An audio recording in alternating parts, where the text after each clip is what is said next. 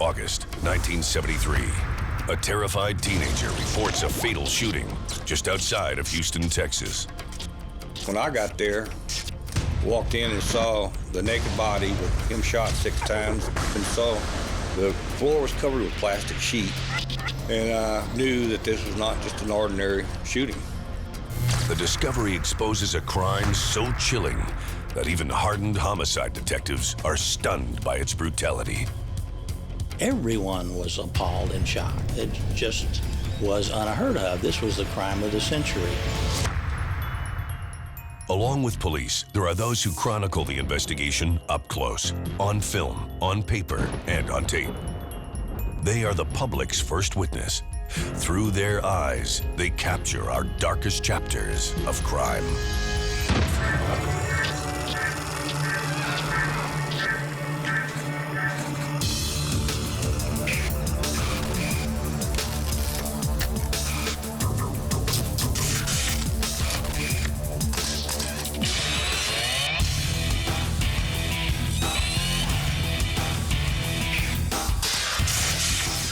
What's up, Panic Fam? I'm Hannah, and if it's 2 a.m., the lights are off and the popcorn is gone cold, you know, it's Panic TV time. Welcome.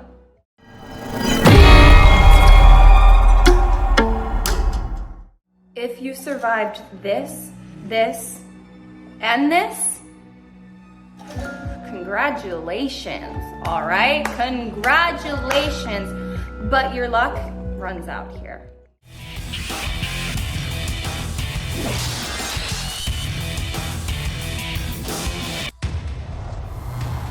As the state's largest city, Houston, Texas, in the early 1970s, is a sprawling center for industry and commerce in the southwestern United States. There are areas of the city, however, whose time has come and gone. One of these neighborhoods is on Houston's northwest side, known by its residents as the Heights. At one time, the Heights was a very upper-class socioeconomic area back around the turn of the century. But then by the 70s, there was sort of an economic downturn within the Heights. Many troubled teens simply run away from the problems they encounter at home and at school. Some parents, they would file missing persons reports. They would bug the police. They would look for their children, but those were a minority. The great majority of parents, as I remember it, simply decided that their child had left. At that time, the Houston Police Department did not have a missing persons division. But I do know that there were several teenagers from the Heights area, maybe up to 13, that had been reported missing in the early 70s. May 29th, 1971. Dorothy Hillegeist waves goodbye to her 13-year-old son David and his 16-year-old friend Mally Winkle as they head off to a local swimming pool in the Heights. The boys are last seen getting into a van not far from the Hillegeist home. When they do not return, their families report their disappearance to the police. The techniques police used at the time to search for missing teenagers, runaway juveniles, was contact their friends, contact neighbors, talk to people about whether or not they've seen them, heard any rumors about where they might be, that sort of thing. Well, it was often assumed that if a teenage boy was missing, that he was a runaway, or he just decided to lay out several nights staying with friends. But despite police assurances, Dorothy Hillegeist cannot believe that her happy, outgoing son with above-average grades is a runaway. As the days turn into months, the family combs the Houston area, hires a private detective, and even seeks the advice of a psychic. And his mother went around and put up pictures of him and notices on utility poles and all kinds of things. Now, she really tried to find him. Neighborhood friends, including 15-year-old Wayne Henley, help distribute the posters that offer a $1,000 reward, but there are no takers. 𝐂𝐫𝐢𝐦𝐞 and David 𝙀𝐫𝐫𝐚 have simply vanished. They are still missing a year later when 17-year-old Billy Balch and friend Johnny Delhomme also disappear. Billy's brother Michael has a history of running away, so police assume that Billy has done the same. His parents try to follow a few leads of their own. They recall that Billy often hung out at the home of an electrician with the Houston Light and Power Company, an amiable older man named Dean Corll, known in the neighborhood as the Candyman. Dean Corll earned the nickname the Candyman because his younger days, his family owned a candy company, a small candy company located in the Heights. And he often gave candy away to kids in the neighborhood. Well, most of the people that lived around him in the neighborhood, they said he was a nice guy. He had helped them get their car started or, do little things in the neighborhood for people. They all kind of liked him. Nice, friendly. He was a very good-looking man. And he was friends with the kids on the block that would be walking from the elementary school and the junior high school. Sometimes he would take kids on rides in his van.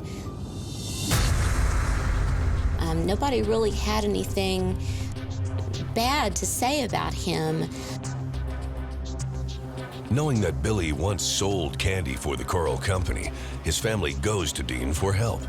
Unfortunately, the electrician has not seen Billy for a while, but promises to call as soon as he does. The Balch family is still searching for Billy in November of 1972, when their 15-year-old son Michael also vanishes.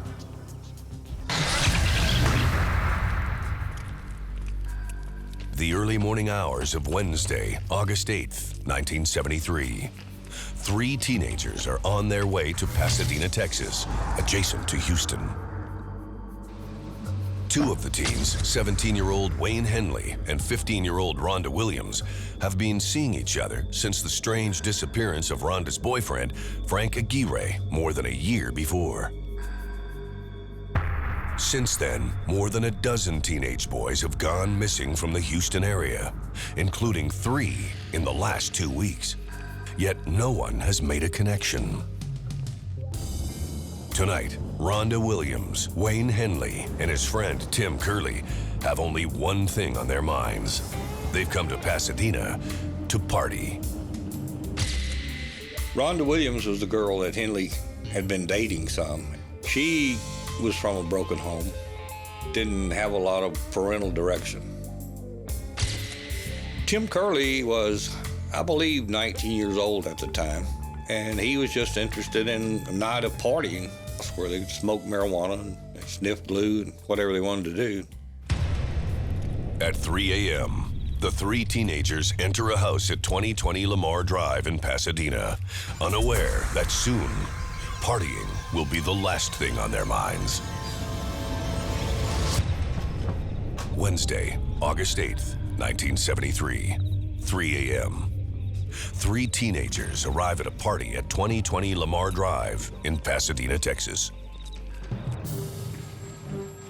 At 8:30 a.m., the Pasadena Police Department gets a frantic phone call. I had just come to work in the detective division, and it was on my first cup of coffee, and the Lieutenant Gold pointed his finger at me and said, "Come here, you got a shooting," and he handed me the address, 2020 Lamar. When Detective Sergeant David Mulliken arrives at the scene, he finds a Pasadena police officer waiting outside with an empty .22 caliber pistol and 3 suspects. The officer identifies them as Houston teenagers Wayne Henley, Rhonda Williams, and Tim Curley. The first officer to respond to the call that morning was uniformed patrolman Jerry Jameson. He was met by Henley and Curley and Rhonda. They were sitting on the curb out in front of the house. And Henley said, "I just killed a man. He's in the house." At 34, Mulliken is a 12-year veteran with the Pasadena Police Department. he is about to take on the biggest case of his career. Inside, Mulliken finds the naked body of a man lying face down in the hallway outside a small bedroom. His feet tangled in telephone cord and bloody holes in his back and shoulder. But what the detective finds inside the bedroom is even more shocking. Of course, when I got there, walked in and saw the naked body with him shot 6 times, and looked in the room and saw the floor was covered with plastic sheet, and this, what we call a body board, was laying there with handcuffs attached to it, all kinds of sexual objects. And I knew that this was not just an ordinary shooting. Detective Sergeant Mulliken uncovers 8 more sets of handcuffs as he searches the house, as well as binding tape, rope, and petroleum jelly. In the garage, Mulliken finds a van that contains a wooden box resembling a small casket. He also finds traces of white lime on the garage floor. Mulliken also discovers the identity of the man in the hallway. He is 33-year-old electrician Dean Corll, known by the kids in the Heights as the Candyman. At police headquarters, the 3 teenagers are questioned, and all 3 tell essentially the same story. Wayne Henley tells Detective Mulliken that he has known Dean Corll for several years, that he and many of his friends hung around with the Candyman in the Heights before Corll's recent move to Pasadena. Wayne Henley was a very bright, streetwise 17-year-old. A school dropout. He lived at home with his mother. I don't think his father was around much in his teenage years. Corll appeared to be a lot of fun to be around, and he did provide parties that other teenagers went to. So I think the teenagers enjoyed being around him because he was an older man who showed them a lot of fun.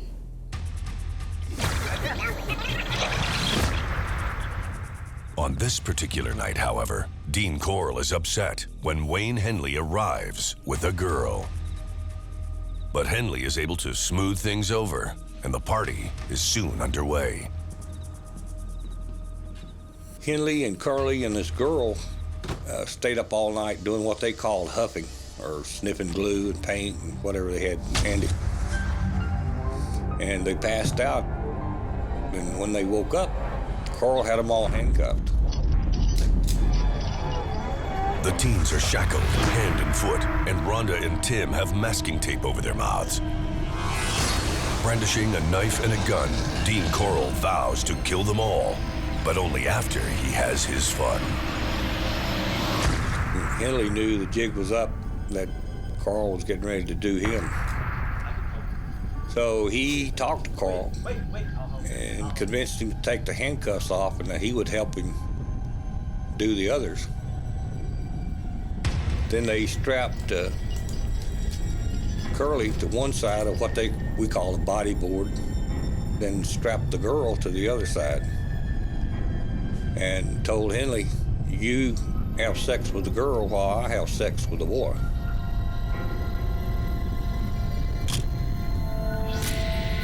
I don't have any doubt in my mind that Henley knew that if he didn't do something to Dean Corll right then, that he would kill those 2. And when he got his hand on a gun is when he started firing and shot Dean Corll dead.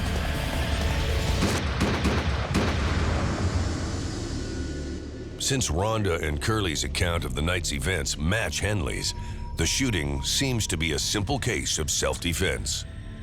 But information is about to surface that makes police start to wonder if finding Dean Corll's body is only the beginning of the story. August 8th, 1973. In the city of Pasadena, Texas, homicide detectives investigate the shooting of 33-year-old Dean Corll, an electrician with the Houston Light and Power Company. The shooter is 17-year-old Wayne Henley, who killed Corll to save himself and two friends from being brutally raped and murdered. The son of parents who married and divorced twice, Dean Corll spent most of his early adulthood helping his mother with her confection business, making candy at night, while earning a regular salary as an electrician during the day. Our investigation into Dean Corll's background indicated that, he was a loner, sort of a nomadic person. He did spend most of his time with teenagers. He moved every few months and had very few acquaintances outside of his employment with people his own age. The investigation shows that Dean Corll was often seen in the company of Wayne Henley and another teenager, 18-year-old David Brooks, also the product of a broken home. David Brooks was the typical teenager at the time. He lived in the Heights area, smart, streetwise, but a loner, and someone who spent a lot of time on the street. Dean Corll's parents both admit that their son was very depressed in the days leading up to his death and talked about being in some kind of trouble. They share their suspicions with police that his teenage companions may not be as innocent as they seem. When I got back to the station, I started talking to Henley and Curly and Rhonda. And at first, Henley didn't say anything about bodies. And then he started telling me that was one reason he had killed Corll, because he had a warehouse full of bodies. Back when Henley told me about this, what he called a warehouse, I was pretty skeptical at the time. Wayne Henley, however, has names to back up his story. Boys who have disappeared from the Heights: Jones, 𝐂𝐫𝐢𝐦𝐞, and �10𝐫𝐫𝐢𝐦𝐿. And Henley thinks he knows how to get to the boat shed in question. When Detective Mulliken checks the story with Houston Homicide, he discovers that teenagers Charles 𝐂𝐵𝐲 and Marty Jones have been missing for just over 2 weeks, and neither fit the profile of a runaway. Houston police also have a file on David 𝙀𝐻𝐻𝐾, who disappeared on his way to the local swimming pool in May 1971. August 8, 1973. In the late afternoon, detectives from the Pasadena and Houston police departments arrive at the Southwest Boat Storage Facility in South Houston. It was just a series of sheds made out of metal in which people stored boats or automobiles or all the junk they had assembled and didn't have any use for. Wayne Henley pointed out stall number 11 as the stall where he suspected some bodies were buried. And at that time, we didn't believe him. Even though there were some bizarre things found at the house, we didn't believe that there were multiple bodies buried in this boat shed. The boat shed, however, was locked. So I went to the manager's office and asked who, of course, it was rented to. And she informed me it was Dean Corll. And when we opened the door, Henley turned white as a sheet. And when I was looking at him, I knew the boy was telling the truth. Inside, police find an earth floor, partially covered by 2 sections of carpet. there was a lot of junk and shovels, and there was an old stripped out car. And there were bicycles, shoes, jackets, and there were some sacks of lime. And there were a number of raised places in the ground that looked like they were freshly dug up. The detectives have brought shovels and trustees from the local jail to help in the digging. Not long after they begin, they reach a layer of white powder that they identify as lime. Minutes later, shovels hit something buried 6 inches below the surface. It is a body wrapped in clear plastic, the same plastic found in Dean Corll's bedroom.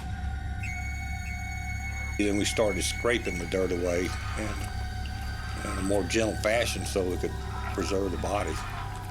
We didn't want cuts and things from the shovels hitting the bodies.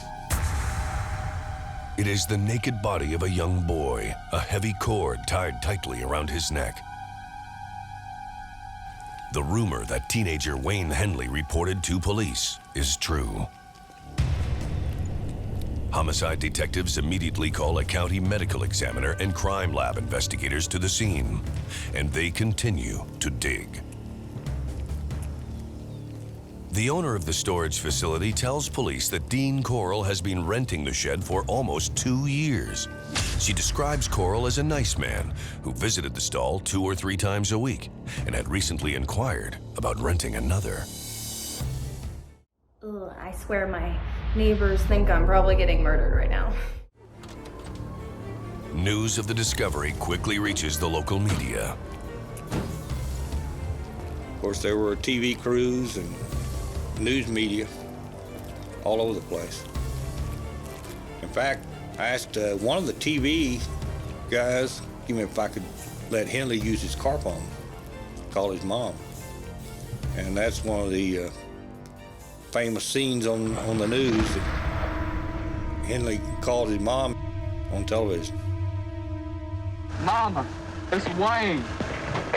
Mama, I killed Dean. Police soon discover a second body, more decomposed than the first, but definitely that of a young person.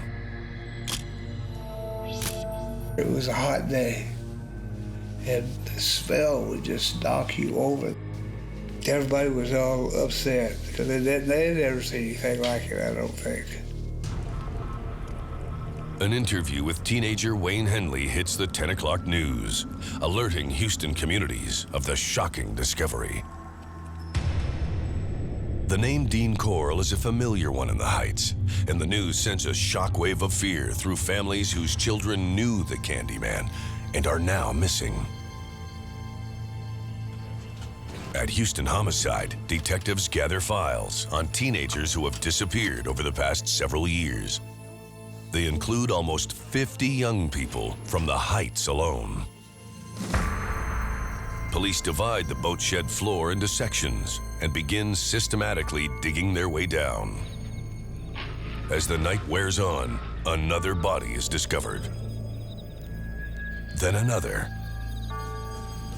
And another. It seems like almost every place they dug in there, they found another body. And every time there was a new body found, I would have to run like 200 yards to the nearest telephone and phone in to my office, another body had been found. By midnight, 8 bodies have been recovered and sent to the county medical examiner for autopsy and identification. At the scene, investigators sift through the soil for evidence. When we started diagramming the different locations, some of them were 3 deep. There'd be a body and dirt and a body and dirt and a body on top of each other. The search is not over, and in the light of the following day, the case will take a turn that no one, not even seasoned detectives, could imagine. We like to think of ourselves as big, tough guys and experienced men at this. We were all just absolutely in shock. This was the crime of the century. People just didn't realize that other human beings could do what Dean Corll did to these kids. Thursday, August 9th, 1973. The discovery of 8 bodies buried in a Houston storage shed is headline news across the United States and around the world. At the center of the story is 33-year-old electrician Dean Corll, who police believe is behind the disappearance of teenage boys from the Houston neighborhood known as the Heights. The newspaper reports I have read from that time are pretty detailed, to the point that you knew that there was some kind of sexual abuse going on with these individuals. And even parents as far away as Austin were being very careful where their teenage boys went at night after this all hit the news, because it was quite terrifying. The hero of the hour is teenager Wayne Henley, who led police to the storage shed and stopped Corll from adding friends Rhonda Williams and Tim Curley to his list of victims. There's no doubt about the fact that at the time Henley killed Corll, that under the law he was acting in self-defense and defense of third persons, that being Rhonda and Tim. Yet with 8 bodies already uncovered and the search for more continuing, Detective Sergeant David Mulliken doesn't believe Dean Corll acted alone. He has a few more questions for Wayne Henley, still in custody at the Pasadena police station. We established a pretty good rapport. I treated him right, you know. He was appreciative of that. He was pretty honest with me. Henley is so honest that it soon becomes clear that his connection to the case is not accidental. He knows the names of some of the victims because he was present when they first came in contact with the Candyman. When we uncovered the first one, and Henley said that's 𝙀𝙬𝙬𝙧𝙮, then I knew that he had, you know, played a significant role, and that we were going to find what he said was there. Wayne Henley's relationship with Dean Corll was that Dean Corll was a Svengali to him. I think Corll had a great deal of influence over his life and began to cultivate that relationship with him when he was very young, about 14. Henley's relationship with Corll was that of a procurer. He procured young males for Corll to have sex with on the streets of the Heights and wherever he could find them. He lured them to the house under the pretense that you know, he had some marijuana or he had some other type of drugs to use, and or they were going to have a party. And that's the way he enticed those boys to come to Dean Corll's house. Henley makes it clear, however, that he took no part in the sexual abuse, torture, and murder of any of the victims, although he admits that he was sometimes there when it happened. But another eyewitness is telling a very different story. Earlier that morning, building contractor Alton Brooks arrives at Houston Homicide. With him is his 18-year-old son, David, with information that is about to blow this case wide open. The teenager admits to helping Wayne Henley procure neighborhood teenagers for Dean Corll. He assures police that he had nothing to do with the killings, but claims that the same cannot be said for Wayne Henley. Henley had not mentioned Brooks until that time. And that, when I told him that, he said, well, that's good, because now I can tell you the whole story. Well, at first, he was upset because he was informed that David Brooks had denied any involvement in anything. And so we took Wayne Henley to the Houston Police Department, and he was given the opportunity to speak directly to David Brooks and urge David Brooks to tell the truth. Meanwhile, under the watchful eye of the media and the morbidly curious, investigators uncover 9 more bodies in the boat shed, bringing the total to 17.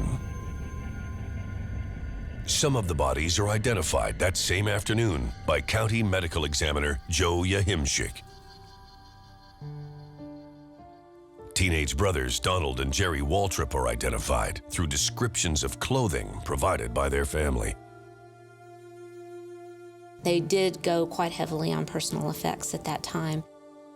There are many of these boys that had dental exams and dental x-rays. So the ones who were identified first tended to be the ones that were better preserved. Many more families contact the Houston and Pasadena police departments about their lost children, searching for answers, but fearful of what those answers might mean. The poor parents I talked to, I can't describe anything other than shock that it was one of their children that had been tortured, perhaps sexually abused, and murdered and buried in a plastic sheet. This is before 𝐂𝐫𝐢𝐦𝐞 in Chicago. Nothing like this had ever really happened. A series of serial killings, this many bodies. David Brooks admits knowing Dean Corll since he was 14, actually living with him at several of his residences in the Heights. He also admits to taking part in the Candyman's sadistic rituals. David Brooks never alluded to a sexual relationship between the two of them. However, I think that he was the one who would solicit these young boys to, would befriend them to associate with Dean Corll, whose motive we well know was sex, torture, and eventually killing. It is David Brooks who first introduces Corll to Wayne Henley in late 1971. Henny may at one time have been a potential victim, but for some reason Corll liked him, and he agreed to engage in similar activity, procurement activity, with David Brooks, and so he was spared. Corll promised Henley $200 for every boy he would bring, and so it turned into a semi-business relationship. They used what they call a handcuff trick on a lot of them. Henley would put handcuffs on, and he'd have a key in his back pocket, and he'd let himself out of the cuffs. Then they'd tell the kid, you know, you try this. Of course, he didn't have a key, so then they'd take him down. Both boys relate terrible stories of anguish and cruelty at the hands of Dean Corll. He would lay down a sheet of plastic and put the board on top of it, and then he'd have his fun with his victims. And then after he'd kill them, they'd just wrap them up in that plastic.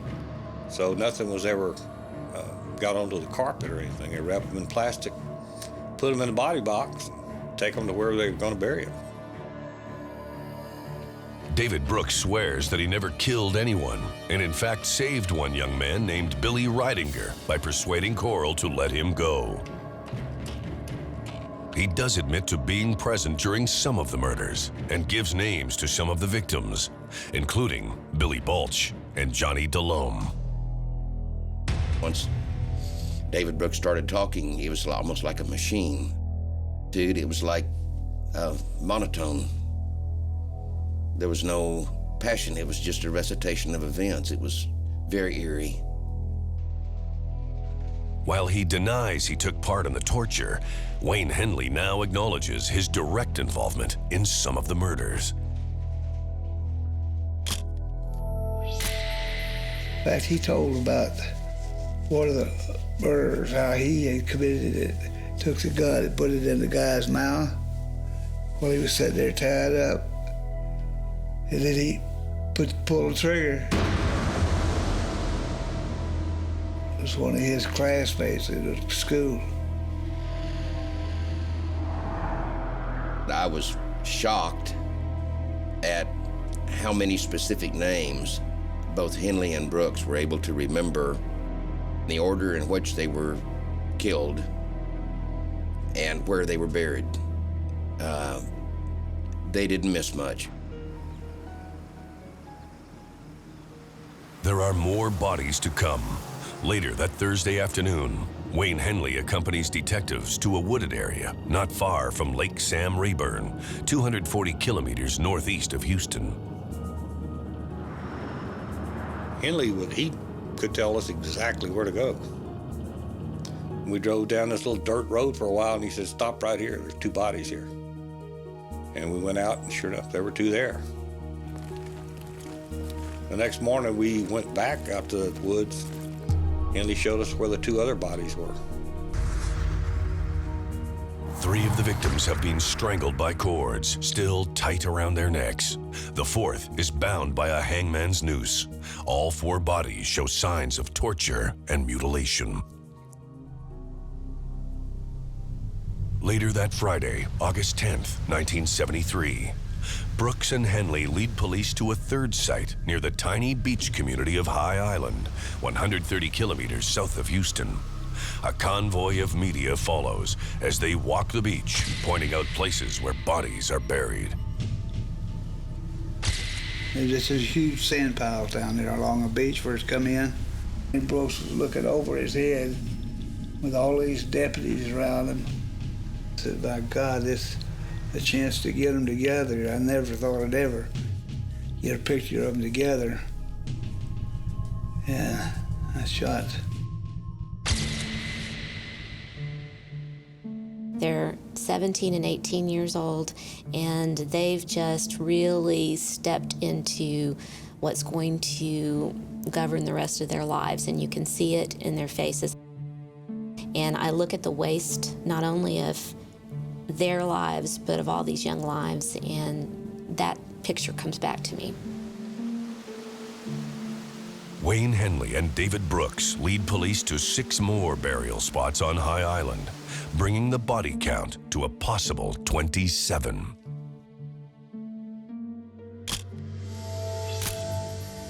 I wouldn't have been surprised if there were 1,000 bodies. I mean, the story was just that big, and who knows how long it had been going on. That is a question that only one man can answer.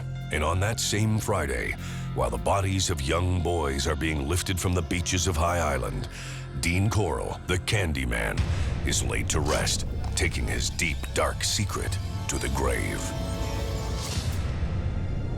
Monday, August 13th, 1973.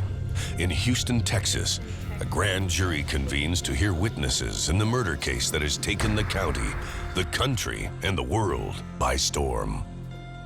The focus is on Wayne Henley and David Brooks, the young men who led police to the bodies of 27 teenagers, brutally murdered over a 3-year period, and who have admitted to being involved in the killings. Reaction is particularly strong in the Heights, the Houston neighborhood where 18 of the victims lived and died. The community was very upset that something like that might not have been investigated well. I do know that the father of one of the sets of brothers was very vocal at the time about things that could maybe have been done to prevent his son's deaths. We had 2 sets of brothers, which must have been very difficult for the families. So hard to lose one son, but to lose 2 in these circumstances must have been terrible. It is difficult for many to understand the power that Dean Corll seemed to have over his teenage accomplices. I think Dean Corll was more of a Svengali to both David Brooks and Wayne Henley. He had a great deal of influence over them. Both of them fairly smart, streetwise kids, but they were immature, very young, when they fell under the influence of Dean Corll. He was the real bad guy in this case. I don't think either one of them would have engaged in this type of activity on their own. I think some of their acts were done in fear of what might happen to them. But as time went on, I think Wayne Henley got involved in it. It was a power thing with him. He had the power over life and death. And he might have got addicted a little bit to that. Wayne was, and I suspect is, a very intelligent man who was done in by his upbringing. He had an abusive father. He had a weak mother. He dropped out of school at an early age. he embarked in a dissolute life. And I suspect that Corll was the father that he never had and led him into a terrible life. Whatever the reason, Henley was willing to risk the lives of neighborhood friends and schoolmates. Both Curley and Henley's girlfriend, Rhonda Williams, testify at the August 13th hearing, reliving their frightening experience during the early morning hours of August 8th. It is clear to witnesses at the hearing that on the night he shot Dean Corll, Wayne Henley's intention was to offer Tim Curley as the Candyman's next victim. A young man named Billy Ridinger also testifies, admitting that he too experienced Dean Corll's sadistic cravings. In '73, when we dug up all the bodies, it had been about 2 years since Ridinger's incident. If you could slap one character for their dumb decisions, who would it be? Huh? Go on. Vent in the comments. I can't wait to read. He was the only known survivor that had ever gone in there and lived to tell about it. By October of 1973, all but 6 bodies have been positively identified. Police discontinue the search for more victims at the end of September, despite rumors of bodies buried elsewhere.